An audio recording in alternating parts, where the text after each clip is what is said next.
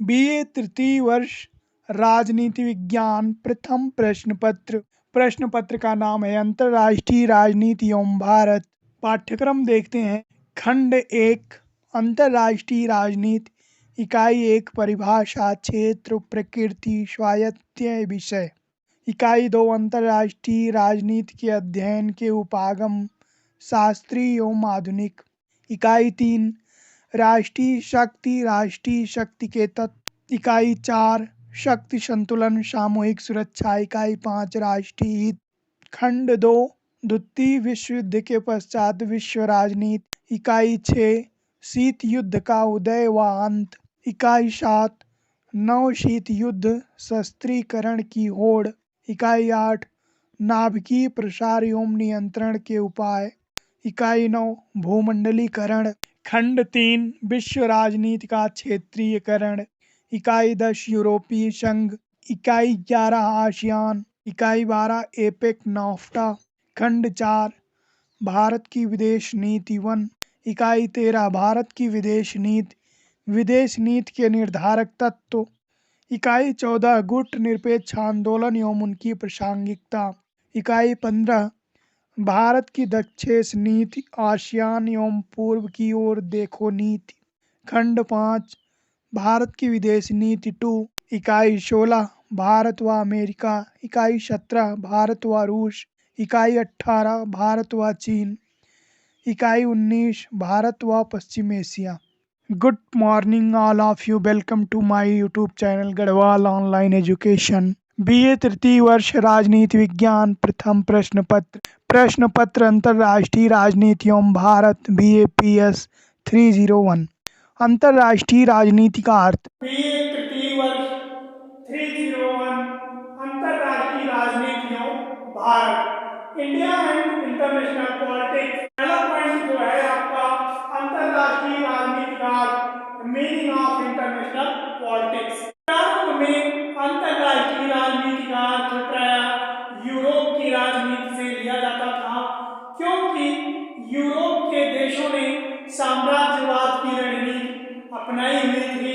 उस समय समस्त विश्व एवं अफ्रीका महाद्वीप पर अपना आधिपत्य स्थापित करने के लिए, उसे कायम करने के लिए तरह तरह की रणनीतियां यूरोपीय देशों द्वारा बनाई जा रही थी। क्योंकि यूरोपीय देशों का औद्योगिक विकास हो चुका था, ये आर्थिक रूप से संपन्न होने के कारण अपनी शक्ति का प्रयोग संसार के विभिन्न देशों को अपने अधीन करने में, वहां अपना साम्राज्य स्थापित करने में लगे हुए थे।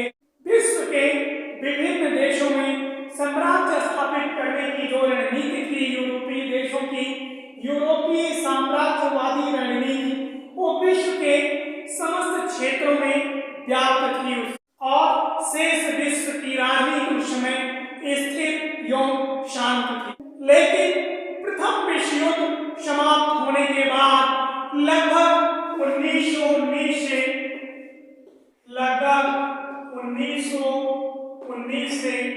1945 ईस्वी के बीच संसार के विभिन्न क्षेत्रों में प्रथम विश्व युद्ध 1914 से 1919 समाप्त होने के बाद 1919 से 1945 के बीच विश्व वातावरण में सामाजिक, सांस्कृतिक, आर्थिक एवं औद्योगिक क्षेत्र में एक क्रांतिकारी परिवर्तन दिखाई देने लगा। तत्कालीन परमाणु शक्ति ने भी विश्व की सामरिक रणनीति में परिवर्तन ला दिया, क्योंकि उस समय संयुक्त राज्य अमेरिका द्वारा जापान के हिरोशिमा और नागासाकी शहर में किए गए परमाणु हमले ने पूरे विश्व की दिशा और दशा को बदल दिया। उस समय विभिन्न देशों की सामरिक भागीदारी धीरे धीरे बढ़ने लगी और उनके अंदर साम्राज्यवादी देशों के खिलाफ एक क्रांतिकारी बदलाव प्रारंभ हुआ। तत्कालीन परमाणु शक्ति ने विश्व समुदाय में एक क्रांतिकारी परिवर्तन ला दिया। उस समय साम्राज्यवाद के खिलाफ विभिन्न देशों में एक चिंगारी भड़क गई, जिसको रोक पाना साम्राज्यवादी देशों बस की बात नहीं रही। तत्कालीन परिस्थितियों ने अंतर्राष्ट्रीय राजनीति को एक नया आयाम दिया और इसके विषय क्षेत्र को एक नया माध्यम प्रस्तुत किया। सही मायने में अंतर्राष्ट्रीय राजनीति का एक नया आयाम प्रस्तुत हुआ और अंतर्राष्ट्रीय राजनीति के विषय क्षेत्र की उत्पत्ति हुई। परिभाषा अंतर्राष्ट्रीय राजनीति का क्षेत्र। तो अंतर्राष्ट्रीय राजनीति के क्षेत्र में फेलिक्स ग्राश और रसेल, फेलिक्स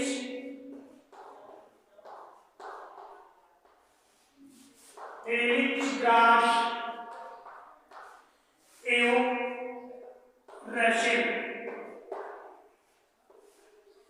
फेलिक्स ग्राश और रसेल जैसे राजनीतिक विचारकों ने उस समय कहा अंतर्राष्ट्रीय राजनीति का जो क्षेत्र है हम विभिन्न देशों की विदेश नीति को सम्मिलित करेंगे। अंतर्राष्ट्रीय राजनीति के क्षेत्र में उस समय फेलिक्स ग्राश और रसेल जैसे राजनीतिक विचारकों का मानना था अंतर्राष्ट्रीय राजनीति का क्षेत्र प्रायः विभिन्न राष्ट्रों की विदेश नीति से लेते हैं, क्योंकि जब तक हम विभिन्न देशों की विदेश नीति को नहीं समझ लेते तब तक अंतर्राष्ट्रीय राजनीति को समझना हमारे लिए संभव नहीं होगा। इससे यह स्पष्ट होता है कि विदेश नीति और अंतर्राष्ट्रीय राजनीति में घनिष्ठ संबंध है। अंतर्राष्ट्रीय राजनीति के विषय क्षेत्र के रूप में हम विभिन्न राष्ट्रों के पारस्परिक संबंध, आपसी भागीदारी, अंतर्राष्ट्रीय समुदाय का कानून, अंतर्राष्ट्रीय स्तर पर आर्थिक उपलब्धियां, कृषि उपज एवं आर्थिक संसाधनों को प्राथमिकता दी। अंतर्राष्ट्रीय राजनीति की प्रकृति, अंतर्राष्ट्रीय राजनीति की जो प्रकृति थी उस समय इसमें 3 तथ्यों को प्राथमिकता दी गई। जो पहला तथ्य था, पहला राष्ट्रीय हित,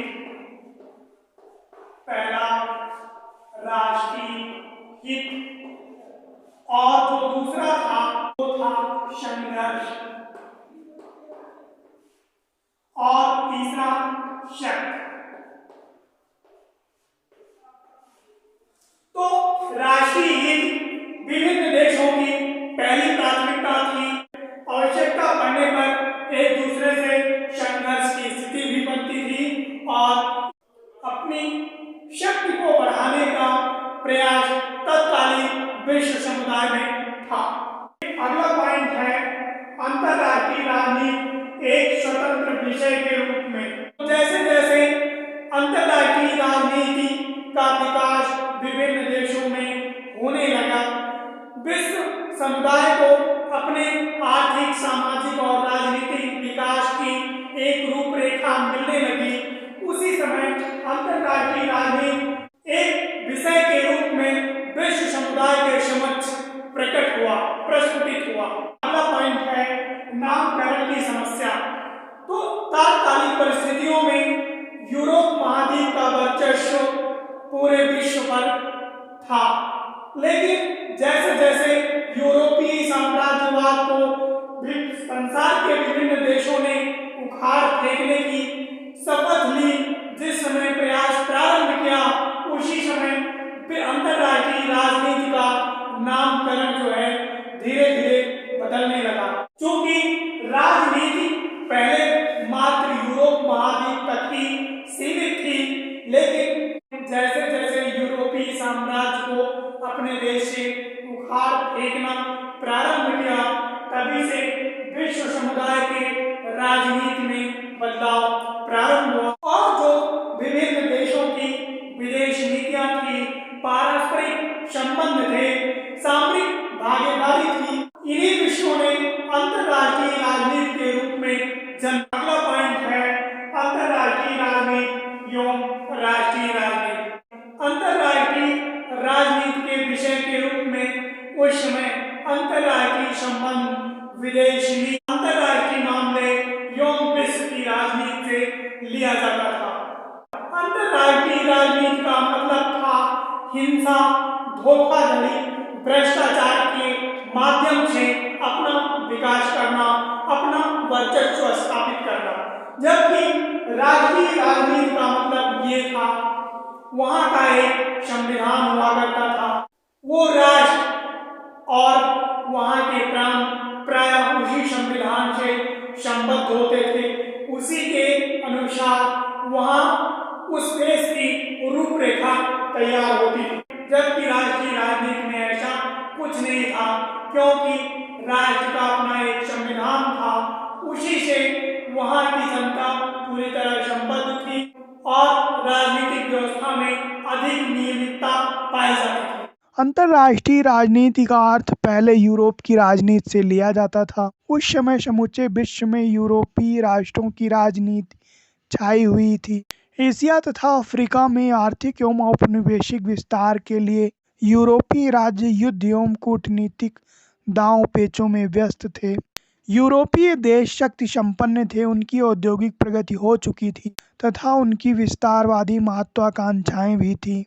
इसके विपरीत गैर यूरोपीय देशों की राजनीति बहुत कुछ शांत तथा स्थानीय थी। लेकिन प्रथम विश्व युद्ध के बाद विश्व राजनीति का वातावरण बदलने लगा। 1919 से 1945 के बीच विश्व के एक बड़े भाग में आर्थिक, सांस्कृतिक, सामाजिक और तकनीकी क्षेत्र में क्रांतिकारी परिवर्तन आए। द्वितीय विश्व युद्ध के बाद अणु शक्ति ने राष्ट्रों की राजनीति और सामरिक नीति को एक नया आयाम दिया। साम्राज्यवाद के विरुद्ध जबरदस्त प्रतिक्रिया हुई। विश्व तथा अफ्रीका का प्रभाव और प्रभुत्व तेजी से बढ़ा और उनकी उपेक्षा करना साम्राज्यवादी देशों के लिए संभव नहीं रहा। इन सब प्रतिक्रियाओं ने अंतर्राष्ट्रीय राजनीति के स्वरूप को बदल दिया तथा उसके आकार एवं आयामों को सही मायने में अंतर्राष्ट्रीय बना दिया। इसके फलस्वरूप अंतर्राष्ट्रीय राजनीति केवल यूरोप मात्र की राजनीति नहीं रह गई, बल्कि एक स्वतंत्र विषय के रूप में इसका विकास हुआ। अंतर्राष्ट्रीय राजनीति की परिभाषा हैंस मार्गे थाउ के अनुसार राष्ट्रों के मध्य शक्ति के लिए संघर्ष तथा उसका प्रयोग अंतर्राष्ट्रीय राजनीति कहलाता है। फेलिक्स ग्रास के अनुसार अंतर्राष्ट्रीय राजनीति वास्तव में राष्ट्रों की विदेश नीति का ही अध्ययन है। स्प्राउट के अनुसार स्वतंत्र राजनीति समुदायों अर्थात राज्यों के अपने उद्देश्यों तथा हितों के आपसी विरोध, प्रतिरोध या संघर्ष से उत्पन्न उसकी क्रिया प्रतिक्रियाओं और संबंधों का अध्ययन ही अंतर्राष्ट्रीय राजनीति है। के.डब्ल्यू. थॉम्सन के अनुसार राष्ट्रों के बीच छिड़ी प्रतिस्पर्धा के साथ साथ उनके पारस्परिक संबंधों को सुधारने या बिगाड़ने वाली परिस्थितियों और संस्थाओं के अध्ययन को अंतर्राष्ट्रीय राजनीति कहते हैं। हार्टमैन के अनुसार अंतर्राष्ट्रीय संबंधों से अभिप्राय उन प्रतिक्रियाओं के अध्ययन से है जिनके द्वारा राज्य अपने राष्ट्रीय हितों का सामंजस्य एवं अन्य राज्यों के राष्ट्रीय हितों के साथ बैठाते हैं। वर्टन के अनुसार अंतर्राष्ट्रीय संबंधों के क्षेत्र में सामान्य बातों के अतिरिक्त सभी घटनाएं और परिस्थितियां भी सम्मिलित हैं जिनका प्रभाव एक से अधिक राज्यों पर पड़ता है। अंतर्राष्ट्रीय राजनीति का क्षेत्र Felix grass, Russell S. Field आदि विद्वानों ने राष्ट्रों की विदेश नीतियों के अध्ययन को अंतर्राष्ट्रीय राजनीति माना है। उन्होंने तर्क दिया कि जब तक हम राष्ट्रों की विदेश नीतियों का अध्ययन नहीं कर लेंगे तब तक अंतर्राष्ट्रीय राजनीति को नहीं समझ सकते। इस प्रकार यह बात स्पष्ट है कि अंतर्राष्ट्रीय राजनीति और राष्ट्रों की विदेश नीतियों में अटूट संबंध है, पर एक बात जो नहीं मानी जा सकती वह यह है कि दोनों एक हैं अथवा विदेश नीतियों का अध्ययन मात्र ही अंतर्राष्ट्रीय राजनीति है। फ्रेडरिक ये शाउंडरमैन के अनुसार विदेश नीति के अध्ययन को अंतर्राष्ट्रीय राजनीति का पर्याय नहीं माना जा सकता, क्योंकि विदेश नीति की अपेक्षा अंतर्राष्ट्रीय राजनीति का क्षेत्र अधिक विस्तृत है, जिसमें विदेश नीति के अध्ययन के अतिरिक्त और भी अनेक विषयों का अध्ययन शामिल है। अंतर्राष्ट्रीय राजनीति की प्रकृति विश्व के विभिन्न राष्ट्रों के पारस्परिक संबंधों की राजनीति ही अंतर्राष्ट्रीय राजनीति है। यह कहा जा सकता है कि अंतर्राष्ट्रीय क्षेत्र में विभिन्न राष्ट्र अपने हित साधन के लिए आपसी संबंधों में संघर्ष की जिस स्थिति में रहते हैं उसी का अध्ययन अंतर्राष्ट्रीय राजनीति का अध्ययन है। अंतर्राष्ट्रीय राजनीति में तीन आवश्यक तत्व होते हैं। पहला राष्ट्रीय हित, दूसरा संघर्ष, तीसरा शक्ति। राष्ट्रीय हित उद्देश्य है, संघर्ष एक विशेष स्थिति है और शक्ति उद्देश्य प्राप्ति का साधन है। अंतर्राष्ट्रीय राजनीति में संघर्ष का विशेष महत्व है। अंतर्राष्ट्रीय समाज में संघर्ष की स्थिति बनी ही रहती है, अतः शक्ति के माध्यम से सामंजस्य की प्रक्रिया हमेशा चलती रहती है। संघर्ष की निरंतर उपस्थिति का मतलब यह नहीं कि संसार के देश हमेशा एक दूसरे से टकराव रखते हैं। जिन देशों के हित समान होते हैं उनमें सहयोग भी होता है। दूसरे शब्दों में अंतर्राष्ट्रीय राजनीति में संघर्ष और सहयोग दोनों शामिल हैं। सहयोग भी देखा जाए तो अंतिम रूप से संघर्ष का ही परिणाम है, क्योंकि जिन देशों के हित परस्पर समान होते हैं वे आपस में इसलिए संघर्ष करते हैं कि दूसरे राष्ट्रों के संघर्ष पर विजय पा सकें, और सहयोग की आशंका इसलिए की जाती है क्योंकि अंतर्राष्ट्रीय संबंध स्वभावतः संघर्षपूर्ण होते हैं। कहने का तात्पर्य यह है कि अंतर्राष्ट्रीय राजनीति अन्य किसी भी राजनीति की तरह एक निरंतर क्रिया है, ऐसी क्रिया जिसमें संघर्ष के केंद्रीय स्थान प्राप्त हैं। नेक्स्ट पॉइंट, अंतर्राष्ट्रीय राजनीति एक स्वतंत्र विषय के रूप में। अंतर्राष्ट्रीय संबंध को एक स्वतंत्र शास्त्र माना जा सकता है अथवा नहीं। इस संबंध में काफी मतभेद रहे हैं। कुछ विद्वान इसे इतिहास का एक विशिष्ट विषय मानते हैं, क्योंकि इस विषय का जन्म इतिहास के भिक्षु के रूप में हुआ है। वेल्स यूनिवर्सिटी के अंतर्राष्ट्रीय संबंध के पहले प्रोफेसर अल्फ्रेड जिमेर्न एक प्रसिद्ध इतिहासज्ञ थे। इसी प्रकार अनेक विद्वान इसे राजनीति शास्त्र के व्यापक विज्ञान का एक स्वायत्त क्षेत्र मानते हैं। जो विद्वान अंतर्राष्ट्रीय राजनीति को एक स्वतंत्र विषय मानते हैं उनमें से प्रमुख A.W. Manning, Quincy Wright Hobson. A.W. Manning का तर्क है, अंतर्राष्ट्रीय राजनीति एक बृहद विषय तथा विशाल सामाजिक विश्व का अंग है। नामकरण की समस्या, अंतर्राष्ट्रीय राजनीति के विषय को व्यक्त करने के लिए अंतर्राष्ट्रीय संबंध, अंतर्राष्ट्रीय मामले तथा विश्व राजनीति आदि शब्दों का प्रयोग किया जाता है। बहुधा इन शब्दों का प्रयोग यथार्थवादी रूप में किया जाता है, जो कि गलत है। अंतर्राष्ट्रीय संबंध में काफी व्यापकता पाई जाती है। उसके अंतर्गत राष्ट्रों के आर्थिक, व्यापारिक, सांस्कृतिक, शैक्षणिक, कानूनी, राजनीतिक, खोज एवं अन्वेषण संबंधी और इसी प्रकार से सभी संबंध आ जाते हैं। अंतर्राष्ट्रीय राजनीति और राष्ट्रीय राजनीति। अंतर्राष्ट्रीय राजनीति में निषिद्ध विषयों की संख्या राष्ट्रीय राजनीति में निषिद्ध विषयों की संख्या के मुकाबले बहुत कम है। उदाहरण के लिए हिंसा, धोखाधड़ी और भ्रष्टाचार पर राष्ट्रीय राजनीति के क्षेत्र में कानूनी रोक रहती है, पर अंतर्राष्ट्रीय राजनीति में कम से कम सिद्धांत रूप में युद्ध की अनुमति उपलब्ध है। कुछ समय पहले तक युद्ध में किया जाने वाला ऐसा कोई काम निषिद्ध नहीं माना जाता था जिससे कि विजय प्राप्त होने की आशा हो। इसे युद्ध विधि में सैनिक आवश्यकता का सिद्धांत भी कहते हैं। राष्ट्रीय कानून राष्ट्रीय राजनीति का आधार है और अंतर्राष्ट्रीय कानून अंतर्राष्ट्रीय राजनीति का साधारण तथा राष्ट्रीय कानून अंतर्राष्ट्रीय कानून से अधिक व्यापक है। इस प्रकार से राष्ट्रीय राजनीति में अंतर्राष्ट्रीय राजनीति की अपेक्षा अधिक व्यवस्था और नियमितता पाई जाती है।